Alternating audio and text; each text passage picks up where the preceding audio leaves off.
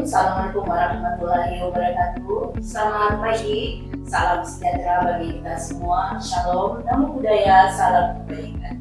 Senang sekali pada hari ini saya Titi, host Anwar Podcast, bisa menyapa seluruh sahabat Bawaslu dimanapun saya berada. Tentu saja senang sekali hari ini sudah hadir narasumber kita, pimpinan Bawaslu Provinsi Sulawesi Tenggara, Koordinator Divisi Penanganan Pelanggaran dan Data Informasi, Bapak Indra Eka Putra, SH, MH, CPL, dalam tema kami menindak bukan sekedar menyaksikan suara Divisi Penanganan Pelanggaran. Assalamualaikum, pimpinan. Waalaikumsalam. Sehat? Sehat. Alhamdulillah.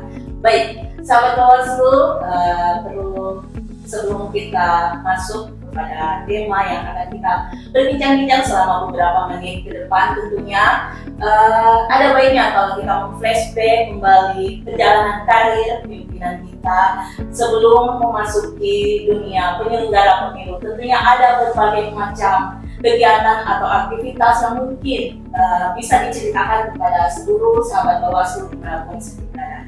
Mohon izin pimpinan. Ya, kasih ya Mbak Titi.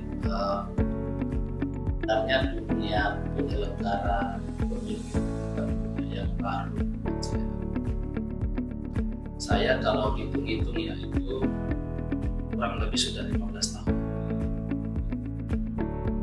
Dan 2010 sampai 2014 itu masih di level kecamatan. Kemudian itu mengawasi pilihan kepala daerah sampai pemilu di kabupaten. Jadi itu kan ada jeda, jadi baru masuk persiapan pemilihan kepala daerah di 2017 untuk pilkada 2018. Jadi setelah itu kan saya sebenarnya posisinya ada di Jakarta, jadi saya sedang mengikuti pendidikan magister di Jakarta, sembari juga jadi lawyer. Jadi kita memang basicnya adalah lawyer, cara di bidang lawyer itu pengetahuan ketatanegaraan pasti berkaitan dengan kepemiluan ini, apakah pemilihan umum, presiden dan lain-lain. Kita begitu dibuka lowongan atau dibuka daftaran seleksi ini, teman-teman malah yang memberi kabar ke kita, kamu kayaknya cocoknya di sini aja. Saya posisinya di Jakarta, jadi pulang ada perkara di daerah, saya ketemu dengan seleksi itu, jadi langsung kita seleksi aja. Alhamdulillah 2017 masuk lah, jadi benar sampai menjadi Bawaslu Konawe, kemudian sampai sekarang ini Bawaslu. Itu sih berkaitan dengan dunia kita sebelum di penyelenggara itu ya. Kita ada di wilayah aktivis, kita dulu ada namanya SCO ya yang saya bikin bersama teman-teman, itu namanya Sultra Care Organization.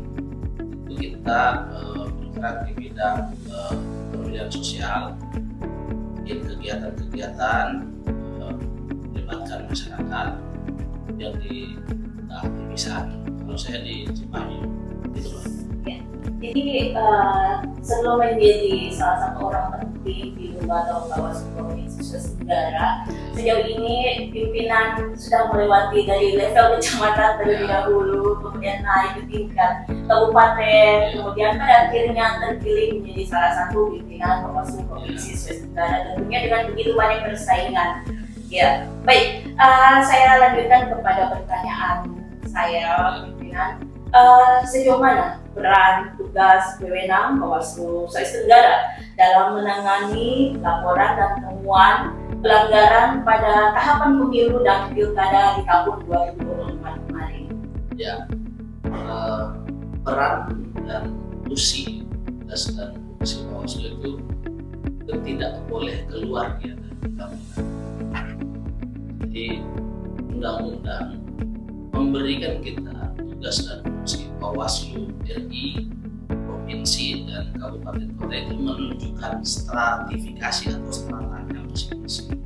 Kalau RI berarti jangkauannya nasional, dan kalau provinsi berarti provinsi. Kita Sulawesi Tenggara berarti tugas dan fungsi kita sebagaimana ketentuan itu adalah mengawasi seluruh tahapan seswasta. Kalau tahapannya pemilu, berarti pemilu seswasta penanggung jawabnya terakhir itu adalah Bawaslu provinsi. Nah, ada peran dan tusinya Bawaslu memang punya dua sebenarnya. Jadi pengawasan itu kan bermakna satu, pencegahan atau legal prevention yang biasa kita sebut. Dan yang kedua ada yang disebut tindakan. Setelah kita awasi, ya negatif atau law enforcement tindakan. Itu artinya bahwa Bawaslu itu tidak langsung menindak orang. Jadi kita kegiatan-kegiatan sosialisasi, diseminasi di awal itu bermakna untuk agar mengurangi atau kalau bisa itu tidak ada yang disebut dengan pelanggaran. Begitu sudah sampai pelaksanaan, kemudian masih ada juga Bawaslu harus like strict kalau orang bilang harus tegak lurus kepada aturan, straight to the rule, lurus dengan aturan. Nah itu ya jadi tugas dan fungsi Bawaslu sebagai level provinsi dalam pelaksanaan pemilu atau baik, yang pada dasarnya memang di Bawaslu ini ada namanya hierarki yang dimana ada dari jenjang desa, kelurahan, dan di tingkat kecamatan, ada di kabupaten, provinsi, nanti dari sampai di tingkat RI. Dan itu memang menjadi salah satu tugas dan fungsi sebagai seorang pimpinan yang bisa di sini dalam hal sebagai penentu atau sebagai memberikan teman-teman di bawah di level jajaran ke bawah untuk berbuat sesuai tugas dan fungsi sebagaimana mereka berada di tingkat jajaran masing-masing. Baik. Pimpinan, dari hasil pengalaman pimpinan selaku koordinator divisi penanganan pelanggaran selama menangani laporan dugaan pelanggaran pada tahapan pemilu dan pilkada kemarin yang diajukan kepada Bawaslu Provinsi Sulawesi Tenggara, apa catatan atau evaluasi yang substantif yang Bapak bisa sampaikan baik dari aspek ketentuan perundang-undangan maupun dari aspek lain? Ya. Saya tarik secara makro dulu ya. Secara makro sistem ketatanegaraan negara dan pemilu normal soalnya persoalan itu ada pada dua aspek. Satu memperbaiki sistemnya, yang kedua memperbaiki orang. Itu dari seluruh kajian dan teori yang ada di dunia itu tidak akan keluar dari itu. Nah, dalam konteks pemilu, misalnya Indonesia khususnya, sistem kepemiluan kita memang beberapa harus kita katakan itu masih perlu diperbaiki. Misalnya ya, dalam penerapan pasal atau penerapan norma yang dilakukan atau dibahas oleh Bawaslu adalah norma yang ditetapkan oleh DPR, di mana DPR pada satu masa sebagai peserta pemilu itu juga. Tetapi tentu kan berdasarkan regulasi dan ketentuan peraturan perundang-undangan, penyusunan itu kan ada naskah akademis. Jadi, harusnya kita menganggap begitu sudah ditetapkan suatu regulasi, kita menganggap itu fix kan, harus kita jalankan. Nah, kendalanya memang dari norma-norma yang ada itu ada yang dijadikan perdebatan oleh masing-masing orang atau institusi yang terus misalnya kita ada gabung ya. Kita berdebat misalnya mengenai syarat atau unsur misalnya meyakinkan. Itu meyakinkan itu gimana? Meyakinkan orang untuk melakukan misalnya suatu hal. Setiap orang itu seperti itu. Nah, sebenarnya bagi orang yang terbiasa misalnya kita yang sudah terbiasa membahas unsur dan pasal ya. Karena basikan kita kebetulan di situ, kita sebenarnya tahu aja ini arahnya perdebatan umat. Kapan orang sudah membahas yang malah prohibita atau malah insi, malah prohibita itu yang disebutkan pelanggaran dalam hal ini kejahatan. Berarti itu arahnya sudah membahas unsurnya itu, bukan pada keterpenuhan alat bukti yang kita kumpulkan dan lain-lain. Itu biasanya sih arahnya mau tidak menyepakati sesuatu yang dibahas. Jadi bagi kita pimpinan, saya sering dalam pleno menyampaikan bahwa saya tahu arahnya itu yang baik. Tapi whatever, apapun itu kita ini disumpah dan dilantik untuk itu. Jadi sejauh kita harus mampu membuktikan bahwa kita sudah maksimal dalam proses itu. Satu, jadi berkaitan dengan perbedaan maksimal. Yang kedua, itu kultur baik peserta, penyelenggara itu sendiri maupun masyarakat. Ada problem kultur di sana. Misalnya terkait money politik, itu kan bukan hanya berkaitan dengan struktur, tapi kultur budaya misalnya, atau kultur pemilih kita masih terbiasa. Bukan berarti Bawaslu tidak mampu mencegah. Pencegahan kita atau diseminasi kita sudah sering, tapi malah kadang-kadang mereka yang nyari. Jadi kalau mereka nyari kan tentu akan ada pola dan treatment yang berbeda dari mereka. Cara menghindar yang lebih.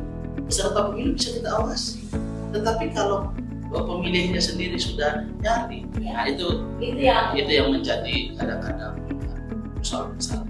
Nah, ini berkaitan money politik itu misalnya itu akan terkait dengan kultur budaya suatu bangsa. Kalau di Amerika kan tingkat kesejahteraan tinggi.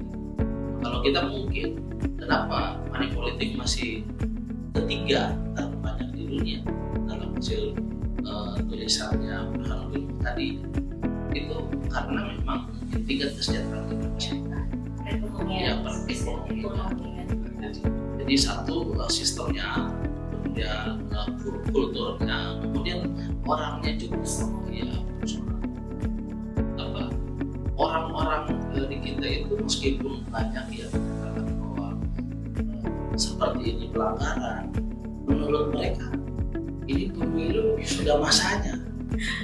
Jadi kita mau menerima maksudnya sesuatu dari para caleg itu. Kalau biasanya kita mendengar di masyarakat, kalau bukan sekarang, bahasa kenalnya tidak akan mengikuti mereka. Jadi itu memang kalau berkaitan dengan kultur pasti akan banyak ikhtiar Bawaslu. Tapi catatannya, Bawaslu tidak boleh mata arah.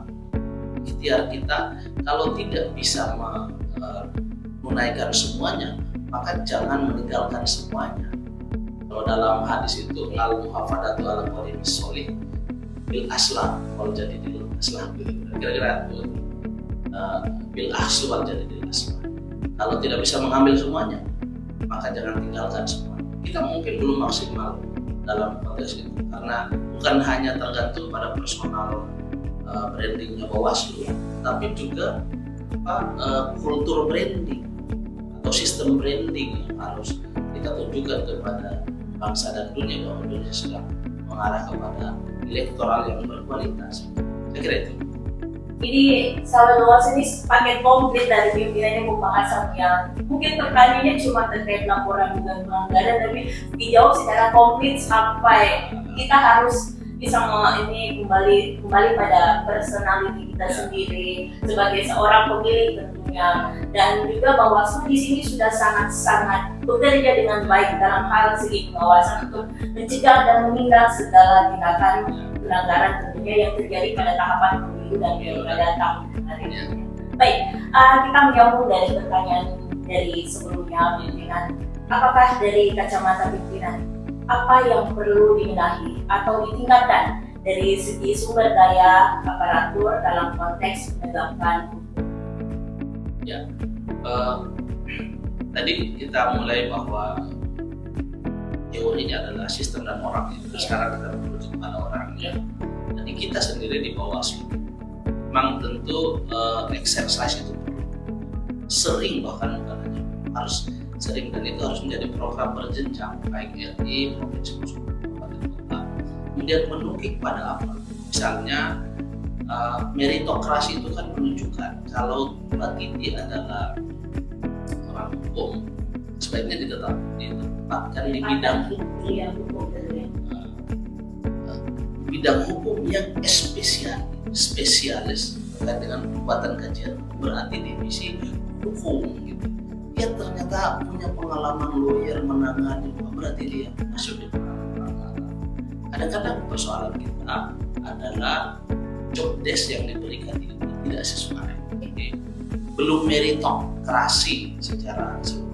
Kenapa? Karena juga pada saat dia mendaftar yang dibuka formasinya nggak ada.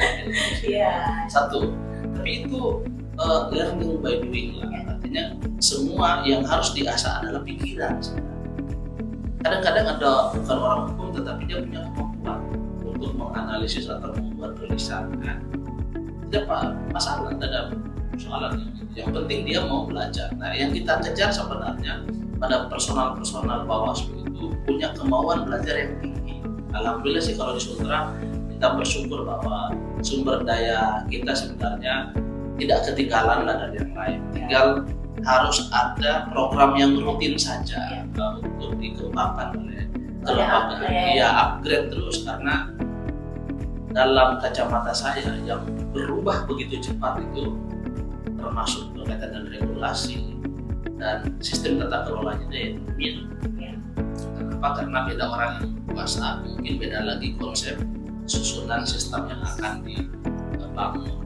Saya kira orangnya ya yang berkaitan dengan peningkatan kualitasnya, kemudian exercise pelatihan dia mengenai tradisi yang baik dalam menata kelola kelembagaan negara khususnya di bidang kehidupan. Kemudian situasi dan lingkungan yang diterapkan oleh kebijakan pimpinan itu harus mengarah kepada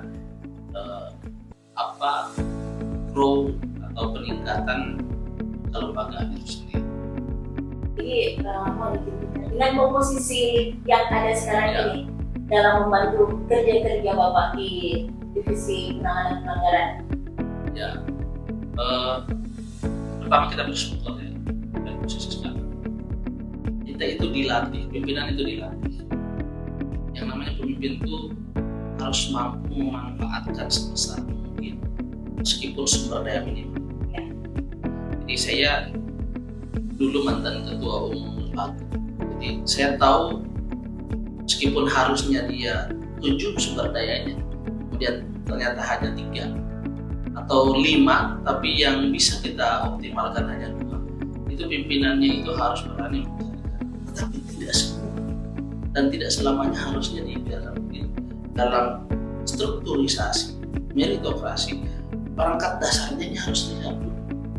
Ya tidak mungkin selamanya saya di sini gitu. Bagaimana kalau misalnya pimpinan yang hanya setahu saya harus ada ini, harus ada ini, harus ada ini. Dia tidak bisa. Saya pernah membuat putusan sendiri, sampai membuat putusan. Pimpinan harusnya itu tidak sampai sana. Tapi saya menongkrong dan membuat putusan. Kenapa? Karena kita mesti turun langsung melihat. Karena gugatan atau eksepsi terhadap kelembagaan ini adanya kepada pimpinan. Tapi catatannya adalah waktu demi waktu hal-hal yang seperti ini, penataan birokrasi secara umum ya, kesekretariatannya, pimpinan sektornya, kabak dan lain-lain, serta pimpinan itu harus harmoni dalam satu tujuan bersama. Kalau enggak itu Mbak Titi nggak bisa. Kalau satunya tujuannya kemana, satunya tujuannya kemana. Dan mestinya dalam konteks visi misi pimpinan siapapun yang itu segera harus dibaca dengan cepat oleh para pelaksana, misalnya kepala institusi atau bagian itu. Visinya pimpinan saya ini, begini. Ini Prabowo dengan Jokowi gitu kan. Visinya Jokowi kemarin begini, penerjemahan dari visi itu program kerja begini. Sekarang visinya lain. Meskipun cara kerja secara makronya itu sama, disiplinan, mental yang tangguh, kemudian jujur dan profesional. Ya, baik. Terakhir yang ingin saya tanyakan, apa saja yang dilakukan Bawaslu Provinsi Sulawesi Tenggara, khususnya bagian penanganan pelanggaran dalam misi kegiatan selama tahapan pemilu? Ya, saya masuk dulu di waktu tahapan kemarin. Ya. Waktu tahapan kemarin di alhamdulillah kita Bawaslu provinsi itu sepanjang sejarahnya yang saya tahu itu menaikkan kasus sampai ke penyidikan itu baru kemarin. Masalahnya kita satu artinya pecah telur lah, kita naik disepakati semua kemudian dijadikan ditangani oleh kepolisian masuk ke penyidikan, kemudian dilengkapi berkasnya, tetapi ternyata kan tersangkanya lari. Hanya kalau secara dimensi hukum itu tugas Bawaslu sudah selesai, sebenarnya itu tugasnya teman-teman penyidik. Dan itu juga bukan kesalahan mereka karena kita waktu yang singkat itu selama 14 hari untuk menyelesaikan penyidikan. Kalau nggak ada tersangkanya maka itu nggak bisa dia P21 dari kejaksaan. Tetapi ada peningkatan lah, ada peningkatan dari proses penanganan dari 89 perkara se-Sulawesi Tenggara itu kan ada beberapa kabupaten yang lain. Misalnya Konawe Utara menaikkan 1 pidana, kemudian Konawe Selatan di masa pemilihan itu pidananya naik. Di pilkada kita lebih, karena saya genjot tur kabupaten untuk menyatakan Anda harus berkontribusi kepada masyarakat. Divisi penanganan pelanggaran kontribusinya adalah straight to the rule gitu, lurus kepada aturan. Kalau betul-betul dia memenuhi maka Anda harus. Faktanya kemarin Buton gitu ya mampu memecahkan rekor setahu saya se-Indonesia yang bisa menerapkan pasal terkait dengan politik uang. Diponis 3 tahun itu hanya Buton. Itu pilkada loh. Nah, kemudian Konawe Utara 2 kasus. Jadi ada 6 yang putus kasus penanganan pelanggaran khususnya pidana. Lain yang administratif dan hukum lainnya. Artinya ada peningkatan penanganan pelanggaran yang dilakukan oleh Bawaslu, meskipun di sisi lain pencegahan juga tidak kalah. Gitu. Tetapi ini yang sudah jebol, yang kita tindak harusnya tegas, kita menolak. Dari masa non tahapan ini, kita sudah sebenarnya Bawaslu RI dan provinsi itu sudah menyusun beberapa, misalnya Bawaslu mengajar, dan kita akan ada Bawaslu mengajar. Tugasnya yaitu tadi mengubah kultur yang menjadi persoalan sistemik atau tautologis di masyarakat itu. Nah, terakhir ya dalam konteks program-program di Bawaslu kan sekarang sedang mempersiapkan kodifikasi undang-undang yang akan dibahas di DPR. Maka seluruh Bawaslu provinsi itu mencoba mendim. Saya kemarin diutus untuk kita mendaftar inventaris masalah berkaitan dengan perubahan Bawaslu. Apalagi pasca putusan Mahkamah Konstitusi kan yang memisahkan pemilu nasional dan pemilu lokal, itu yang akan sementara dilaksanakan. Kalau perlu ada SKPP namanya sekolah kader, kemungkinan besok itu tetap ada plus dengan Bawaslu mengajar itu Pak Dini. Baik, terakhir pimpinan saya boleh memberikan closing statement kepada seluruh sahabat Bawaslu. Ya, no one to make you feel inferior without your permission. Saya suka ada game itu yang artinya begini, tidak ada yang bisa meremehkan Anda atau menganggap Anda inferior tanpa seizin Anda. Bawaslu itu tidak ada yang bisa meremehkan kalau dia tidak izinkan. Mengizinkan maksudnya ya kalau kau ele-elean atau tidak disiplin, tidak tegak dengan aturan, dirimu sendiri tidak bangun ini lembaga, dia orang akan rendahkan. Dan kalau kita terus berusaha dari sistem kultur orangnya tadi, insya Allah orang tidak akan meremehkan. Apa sih itu Bawaslu?